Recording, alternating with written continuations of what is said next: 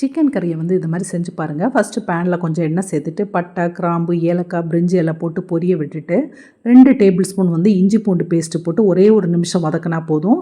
இதுக்கு கூட 5 பெரிய வெங்காயம் நீளமாக வெட்டினது அதையும் போட்டு ஒரு நிமிஷம் வதக்கிட்டு நல்லா கொதிக்கிற தண்ணியாக 1 கப்பு தண்ணியை ஊற்றி மூடி வச்சிடலாம். வெங்காயம் நல்லா வேகட்டு.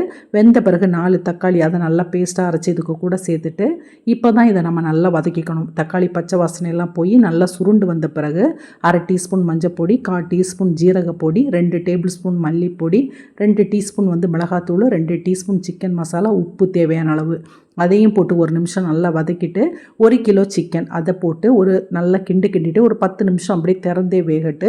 இதில் கொஞ்சமாக கொத்தமல்லி இலையும் சேர்த்துட்டு நல்லா கொதிக்கிற தண்ணியாக நான் 2 கப்பு தண்ணி சேர்த்துக்கிறேன். உங்களுக்கு கிரேவி கொஞ்சம் நிறைய வேணும்னா தண்ணி எக்ஸ்ட்ரா சேர்த்துக்கோங்க. நான் 2 கப்பு தான் சேர்த்துருக்கேன். இப்போ மூடி வச்சு ஒரு 20 நிமிஷம் வேக வச்சு எடுத்தோன்னா சிக்கன் கறி ரெடி. இது அவ்வளோ டேஸ்ட்டாக இருக்கும். ட்ரை பண்ணி பாருங்கள்.